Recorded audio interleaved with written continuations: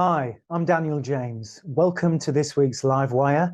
We've got a great show for you this week. I'm sitting down with a gentleman called Robert Upchurch. Welcome to the show, Robert. It's great to have you with us. And of course, Robert, tell me all about your life with the Trammps. Thank you. Thanks for having me on today. It's it's a pleasure to have you. Oh, believe me, the pleasure is entirely mine. Let's see if you're saying that at the end of the interview. No, I've got my cup of tea with me. Customary, I like to slurp the tea, so don't be insulted if mid chat I suddenly have a drink. Not at all. Enjoy. So listen, my man, can we go back before we talk about the Trammps? I mean, there's so much to talk about. I just want to go back to the early days and ask you about your early days getting into music. Am I right in thinking that your first foray was when you were about 12 in a church choir?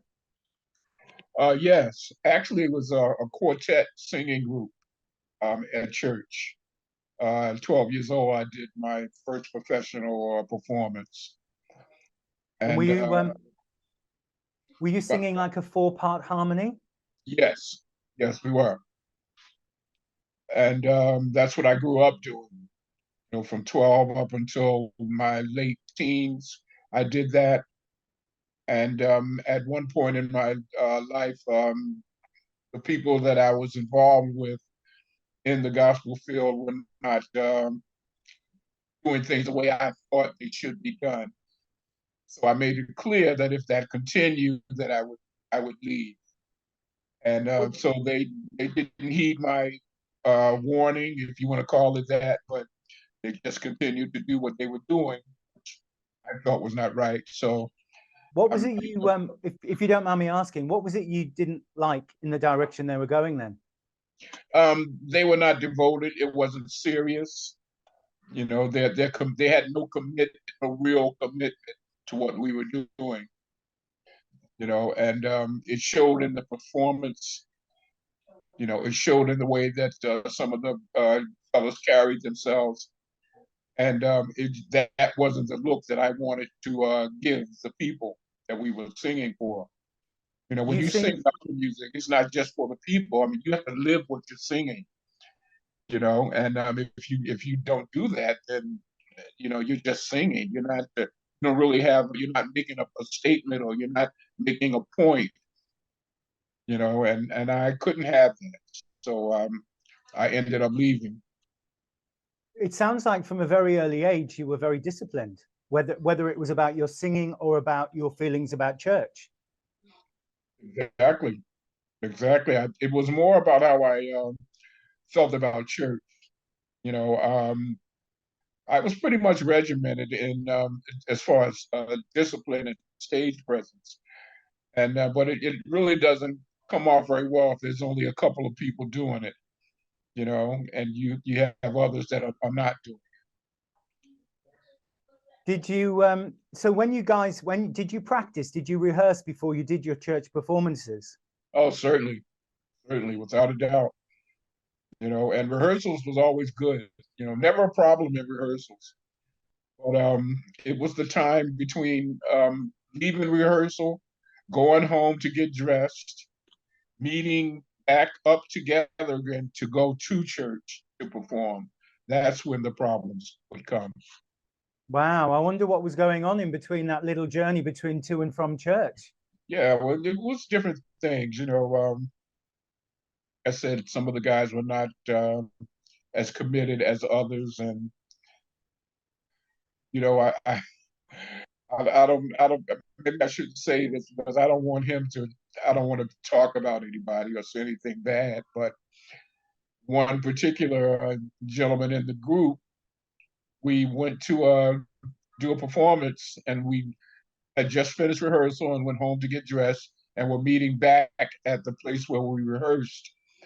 And everyone showed up. When we all got there, this one particular gentleman was laying out in the street, totally drunk out of his mind, clothes ripped to shreds.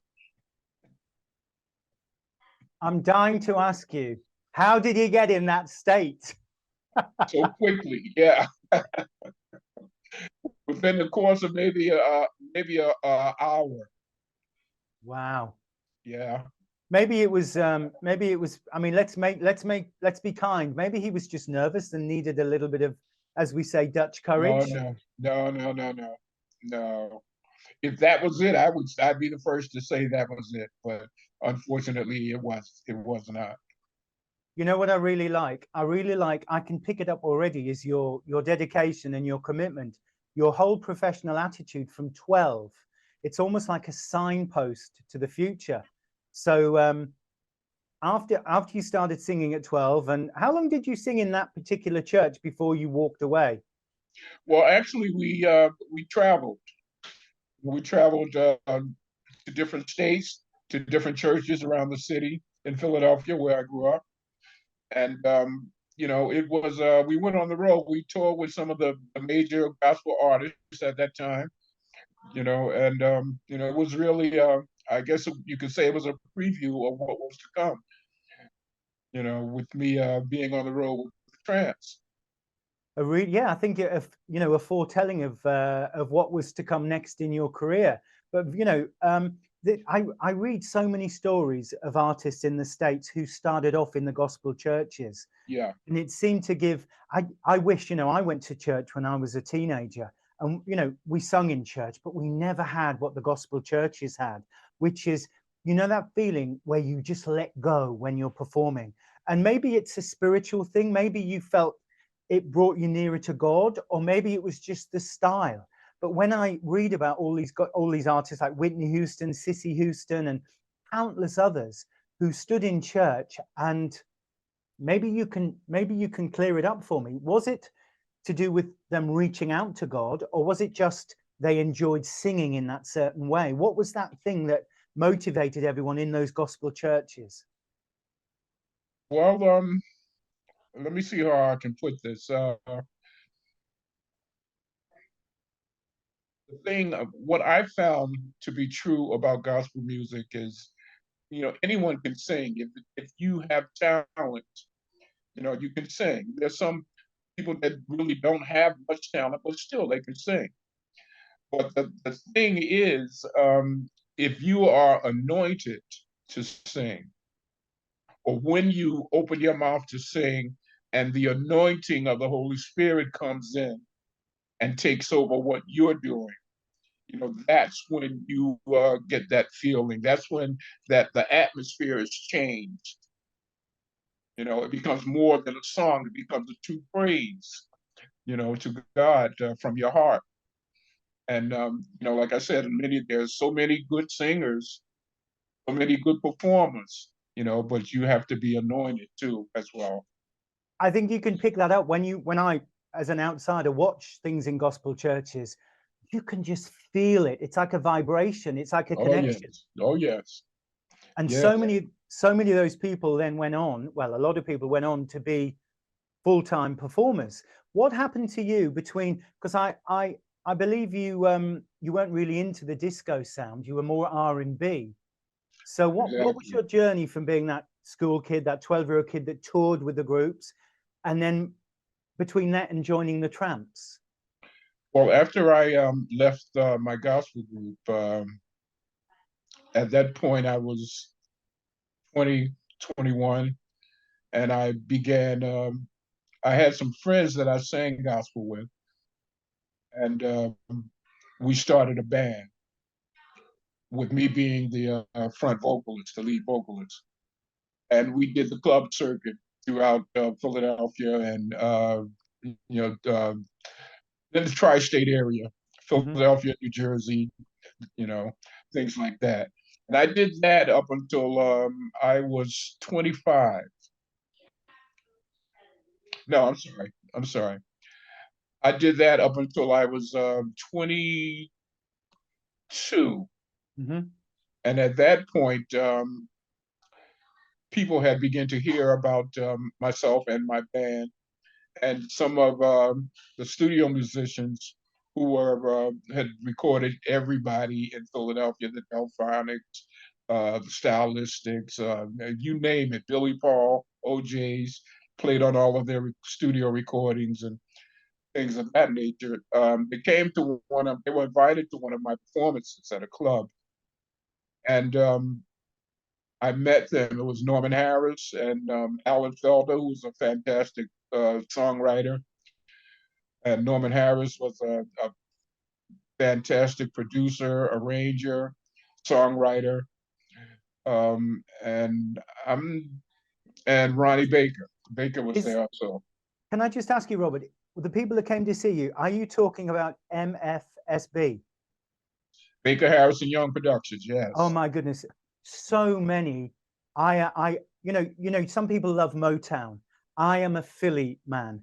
So when you talk about those guys coming to see you, wow, because mother, father, sister, brother, which is MFSB, Yes. Those three guys that you've just said, what amazing talents, you know? Yes, yes. So they came to see you, and what happened next? Well, we after the show, we talked. We talked for a little while, and they expressed their interest in getting me in a recording studio, and wanted to know how I felt about it. And I couldn't wait. I was ecstatic. Uh, so I went down, and we spent a little more time together, getting to know each other a little better.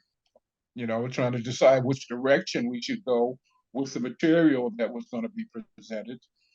And we did. I was working on a solo album at the time. That's what they wanted to do, so that's what the agreement was. And I did that. And at that time, we had maybe 4 or 5 tracks already completed. And the record company was Golden Fleece Records, which was a subsidiary of Philadelphia International Records at the time, owned by Kenny Gamble and Leon Huff. Mm-hmm. And out of the recordings that were recorded, they decided to go with The Devil Made Me Do It. Robert, can I just say, sorry to interrupt you, but The Devil Made Me Do It, what a great song. If anybody's watching, go onto Spotify or iTunes and find The Devil Made Me Do It.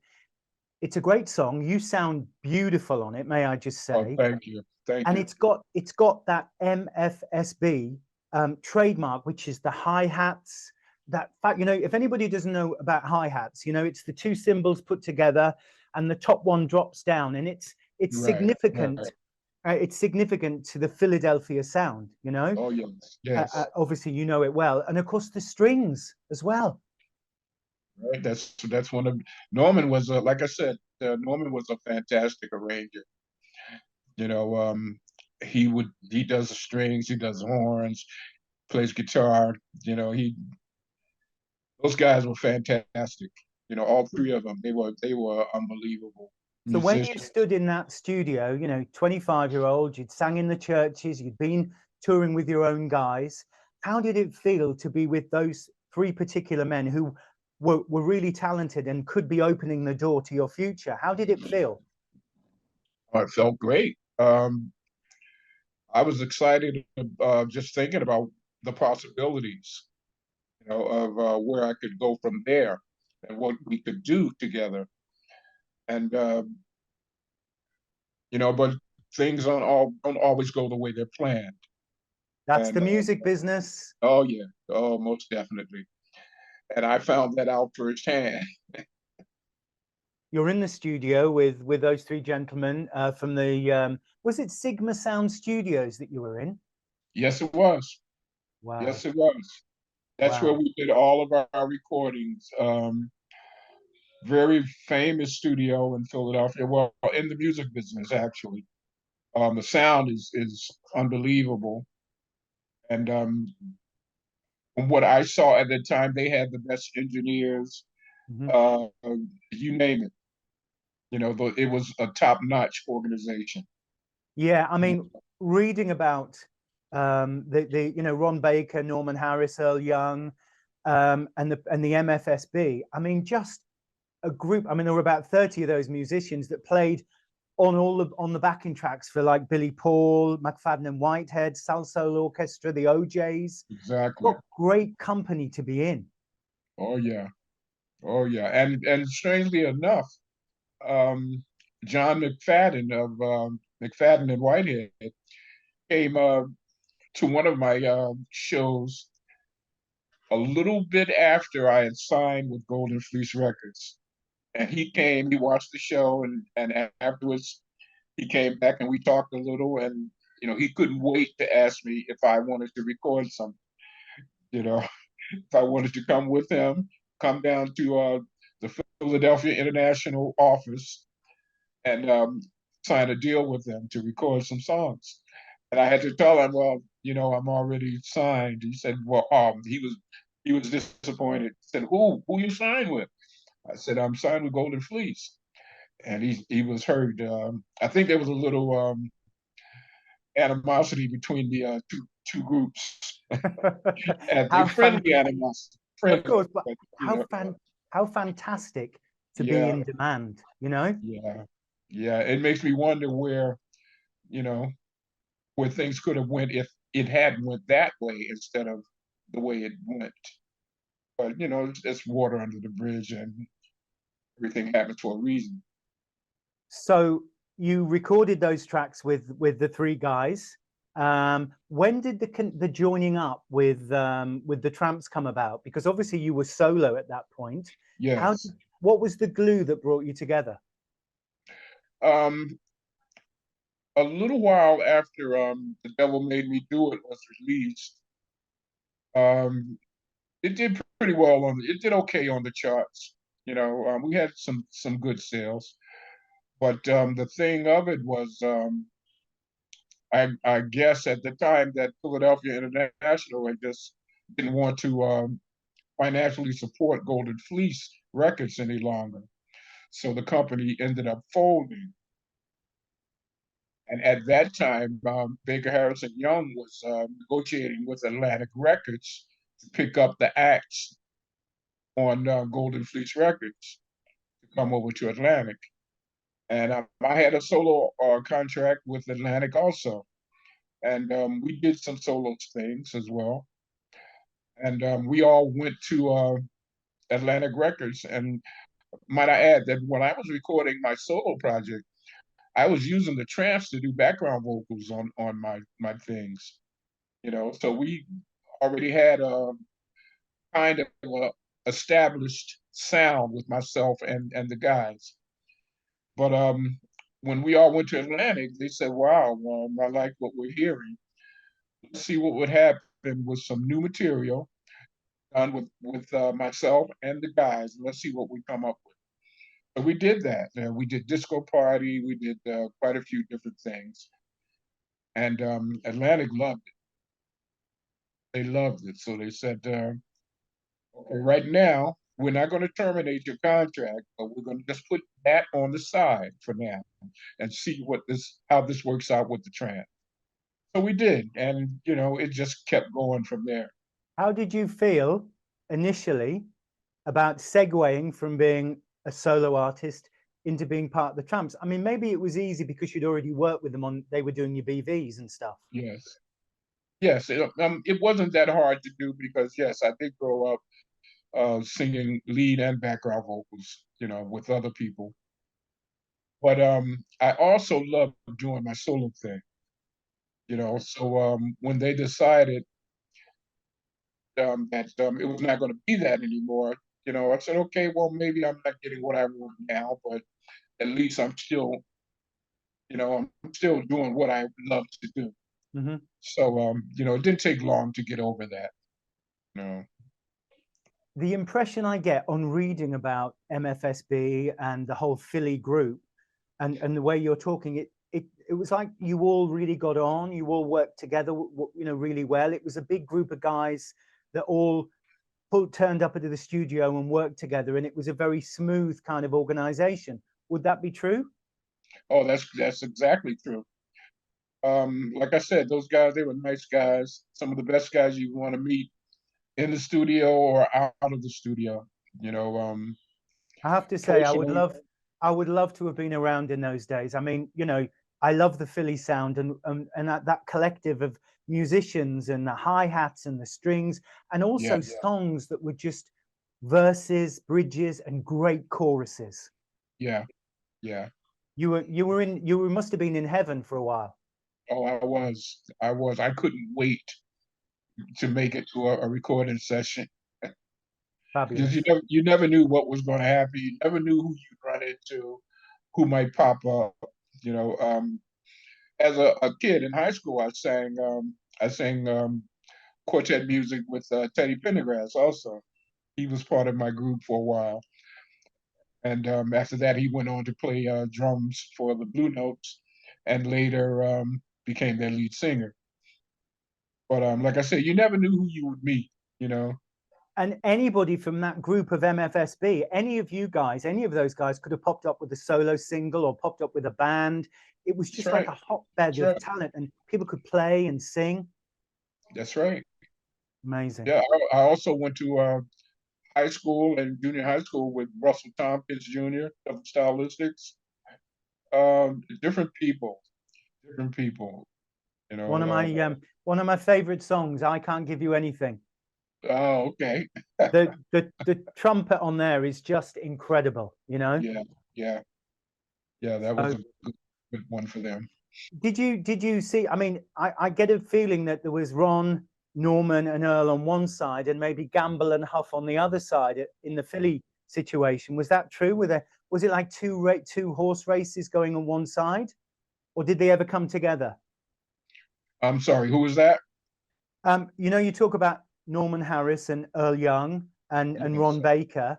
I Right. get the feeling that they were on one side, maybe working on songs and working with you guys, and on the other side at Sigma Studios would have been Gamble and Huff. Oh, yes, it would. Yes, it was two different entities. Um, whatever Norman, Ronnie, and Earl came up with was done under Baker Harris and Young, and Kenny Gamble, whoever was doing his writing or whatever they came up with was done under their banner. But I mean, they of course they used Norman, Ronnie, and Earl for all of their recordings as well at Philadelphia International. So it was. Yeah. I kind of wonder if sometimes they were looking across the studio, you know, from outside, and there was like, oh, they're doing that. We need to do this, you know, spurring it, you know, without realizing it, spurring each other on. Yeah, yeah, yeah. I'm pretty sure something like that happened. Um, Healthy because competition.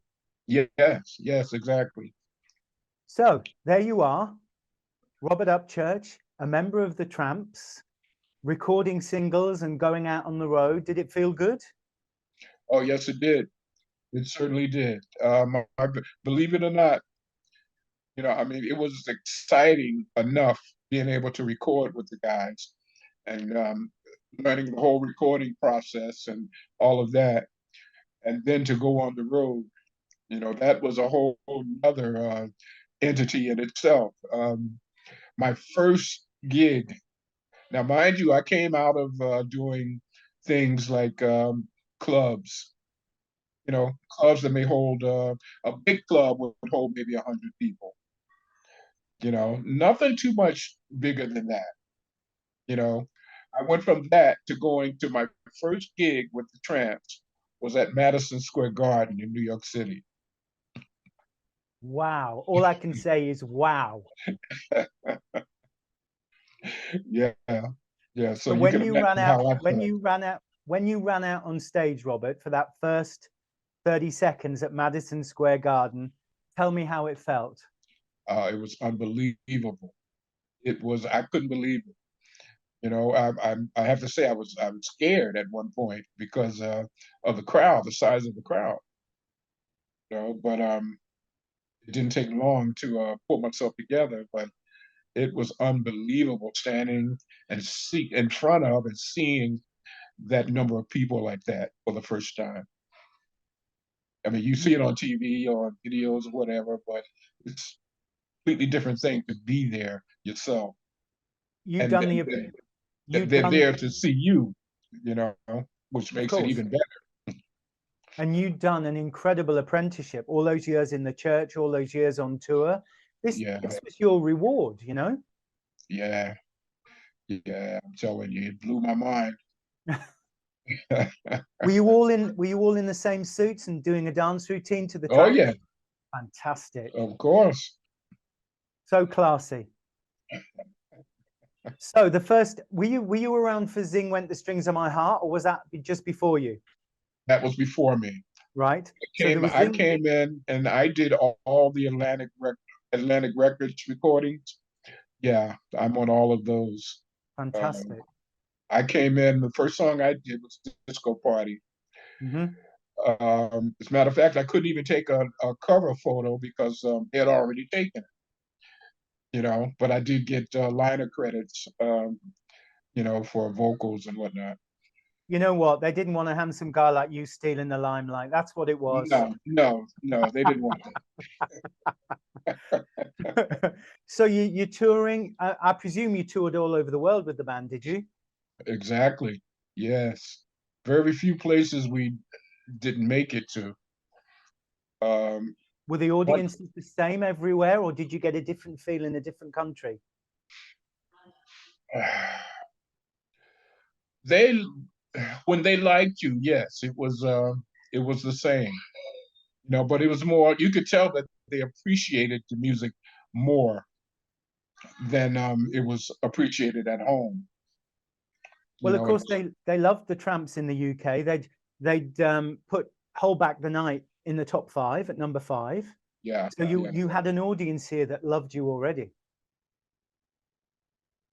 yes.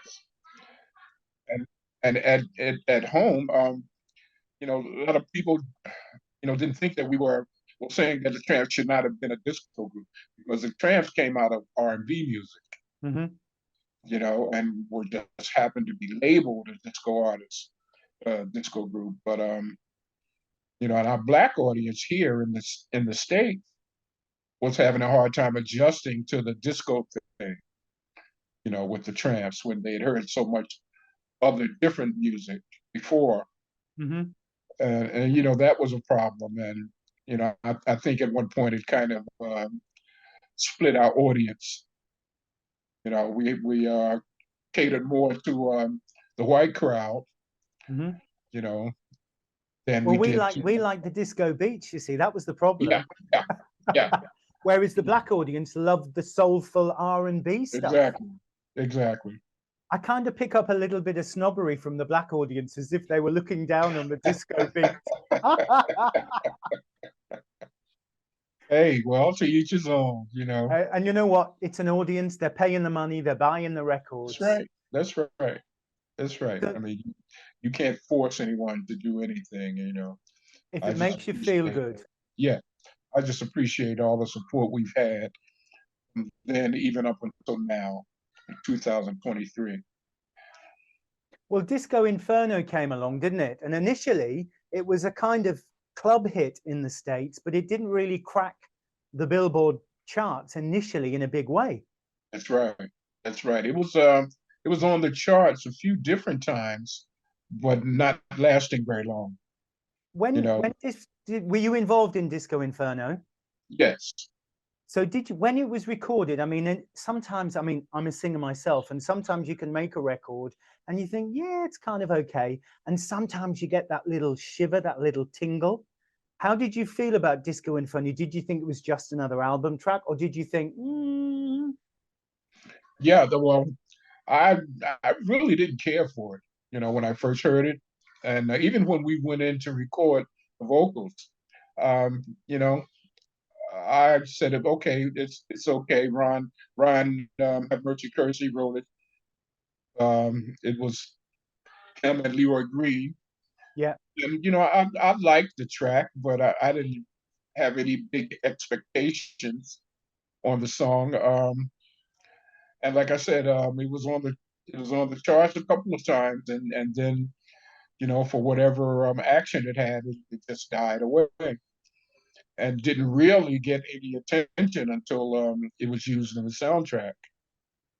now, did you know that was going to happen? Did you find out ahead of in advance that it was going to be on the soundtrack, or were you busy just on the road and suddenly you heard the track was picking up wings? Actually, the deal that put us involved in the soundtrack was done by our lawyer at that time. His name was David Steinberg out of Philadelphia.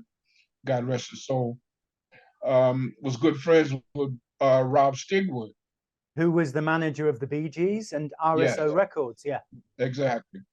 And suggested, hey, why not use my guys on the soundtrack too? And Disco Inferno was the song that they were talking about, and Bob Stigwood agreed to it and said, "Yeah, let's do it." So that's how we became added to the soundtrack over lunch. Wow. This, you see, people don't realize that, you know, an artist writes or goes on the road or in the studio, but it's behind the scenes that the deals are done. Exactly. Yeah. And quite Yeah. often the artist doesn't even know it's happening. That's right. And at that point, we didn't know. You know, we didn't know when we won the Grammy for that for the soundtrack. We were working. We were doing a 2-week stint in a club in Boston, Massachusetts. It's no longer there now, but it was called Lucifer's.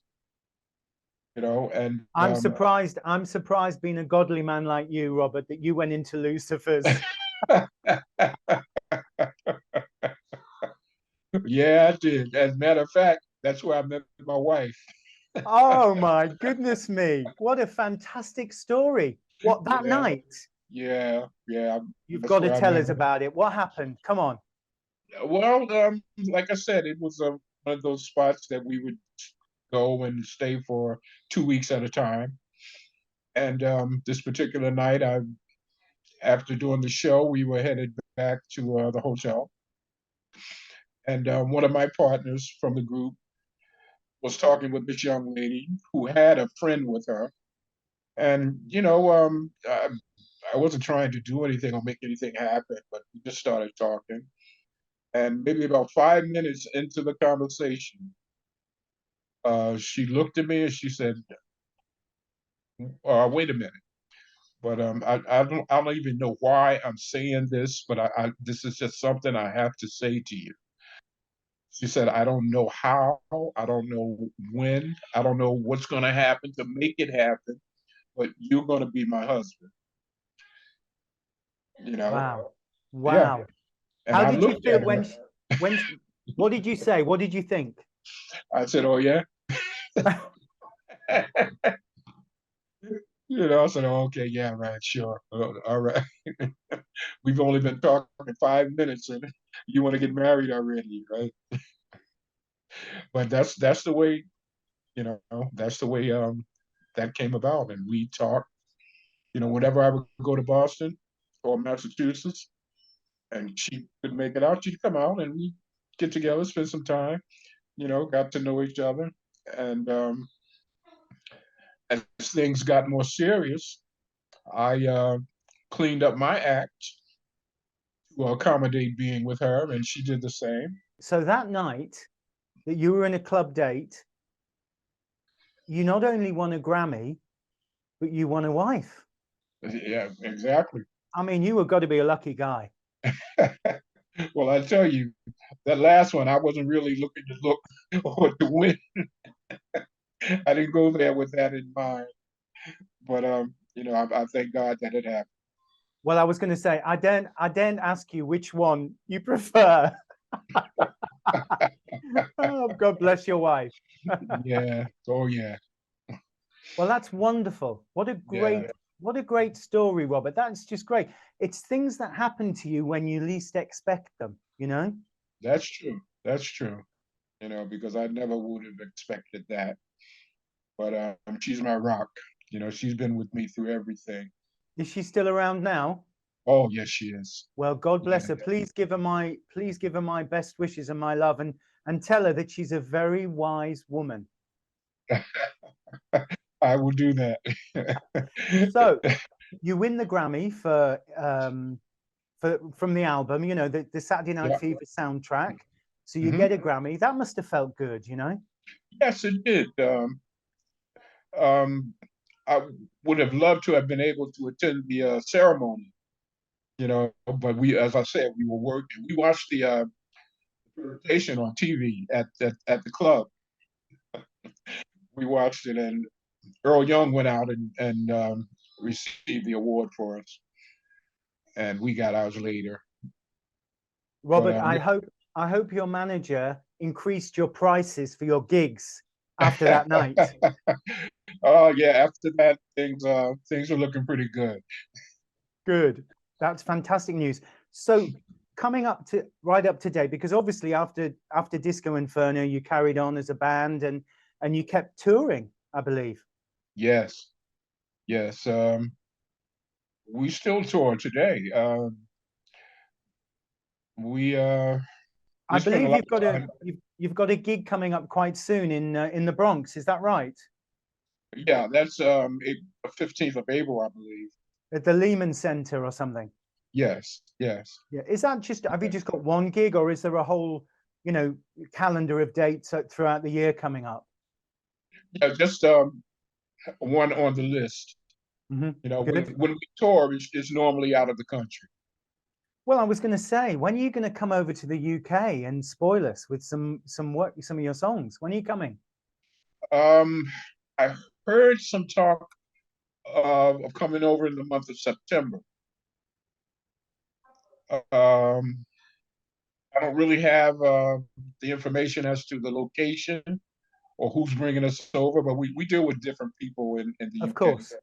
And I'm happy with the rumor, Robert. I'm happy with the rumor that you're coming because this country, they love the Trammps. We've had Hold Back the Night, Disco Inferno, all the other tracks. yeah, And of yeah. course, I tell you another favorite of mine, where the happy people go. Okay, okay. I played it this afternoon and I'm singing it. I mean, I was even going to the bathroom and I'm standing there and I'm humming your tune in the bathroom. I mean, come on. You're a real fan. I just love the Philly sound. It's been Yeah. such a pleasure. Just a question. Any chance of some new material coming from the Trammps? Uh, we've been listening. Um, it's kind of hard because you don't always get the kind of material that you like, Hmm. and Those writing teams that you had before, they're just not around anymore. Those writing teams in the no, no, 50s, 60s, unfortunately. I 70s. mean, we have a couple of guys here and there, like this one gentleman in Philadelphia, Eugene Lamb Chops Curry. He was also involved with the EHY situation as well. But he sent me some material to listen to maybe about a week ago, a week and a half, and I really liked what I heard. So, it's a good chance that we might capitalize on some of his material for a new single or something.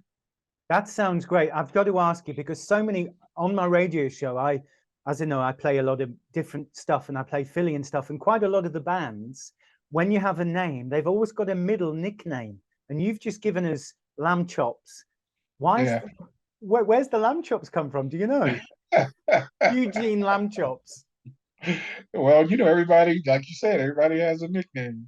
Yeah, I was reading about one of the guys that was involved that co-wrote Disco Inferno. I'm just trying to find his name on my list because he had a nickname as well. Oh, One of Leroy the Green, writers. Ron Have Mercy, Kersey. Yeah, this Yeah, is it. Ron Have Mercy Kersey. And yeah, is it right he got that because he was a keyboard player and he was very heavenly with his fingers? exactly. He was a fantastic keyboard player. Did a lot of work with Stevie. Um, very Stevie. close. Stevie Wonder, Okay. very close with Stevie. He got Stevie to come and play on one of the tracks on one of our albums on a song that he wrote and produced. So, Do you remember the name of that track? Soul Bones. I'm going to check it out. Yeah, Soul Bones. That harmonica solo, that's Stevie. Stevie makes a harmonica talk. He fantastic. Yeah, yeah, he's a great Okay. guy. Well, look, Robert Upchurch, I can only say that it's been an honor talking to you today. Oh, the pleasure is mine. You've taken me on a journey. I adore the Philadelphia sound and all those wonderful writers and producers. And you've taken me on a journey. I felt like I was in that studio with you as that young 25-year-old. If you could give a piece of advice to the young Robert Upchurch, what would it be?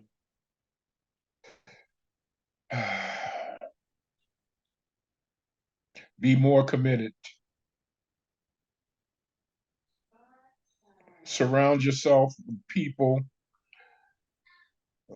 that know what they're doing, people that have a direction that you want to go in, people that are knowledgeable and willing to share their experience with you.